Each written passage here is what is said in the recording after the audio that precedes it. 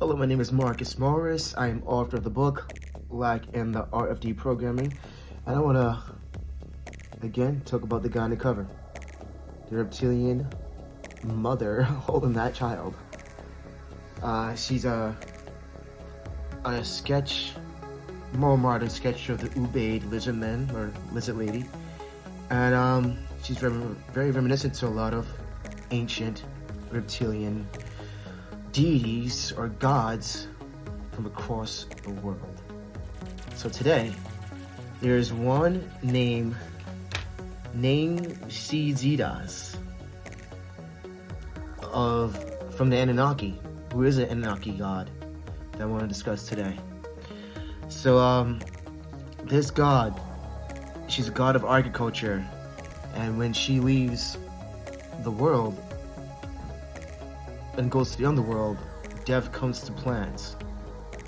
And she's associated with snakes, just like Fuxi and Niwa from the Chinese myths and legends. Another god they have for the Sumerian culture is Ea. Another name for him is Enki. So Enki, who came up with the idea of the creation of man according to Sumerian civilization, and to be the servant of the gods, and was made from clay and blood. And he was helped, and this Enki was helped in making man by Ninhursag. She's another goddess, and it was Enki who gave mankind the ability to speak one language, to communicate across the entire earth. So there was one language at a time.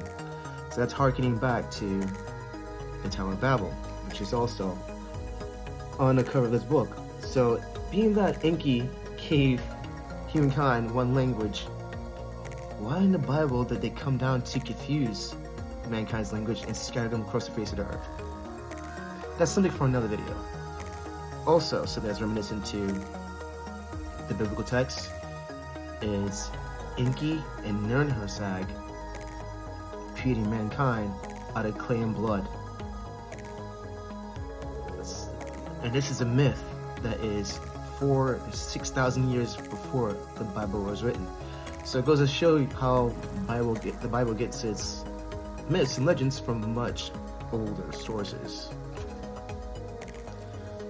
This is what I wrote my book here. So I'm sure you all are familiar with the story of how Eve is created out of Adam's rib. This would make Eve Adam's female clone, and Adam and Eve were placed in Eastern Eden, where God had planted a garden. There were two significant trees in the garden. One was a tree of knowledge of good and evil, and the other was a tree of life. A river was in the Garden of Eden, which split into four smaller rivers. Gold and onyx were found in the first river, called Pishon. And God said, the gold and onyx were good. So Enki literally, in this myth, Enki literally created human beings as a slave race to mine gold. In the Bible, man is also created as a slave race to mine onyx and gold by some rivers. The river Pishon, according to this text. It's mind-blowing. So the first male named Adam was created from dust or clay of the earth. And they were made in the likeness and image as male and female. So they were made in the image of God, and according to the Sumerian myth, the gods here are Captain Ea, or Enki, and Ninhursag. I can't wait to learn more about more mythology around the world.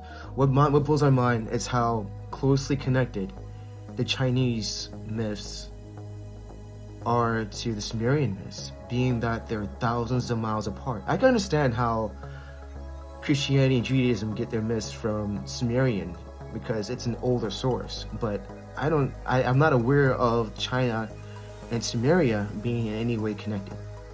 But the fact that they're so almost exactly alike, it just like blows fuses in my head. Like, it's mind-boggling. I can't wait to do the next video with you guys. If you know any more myths and legends of reptilian, gods, aliens, shoot them my way. I'll love to look into it. See you next video.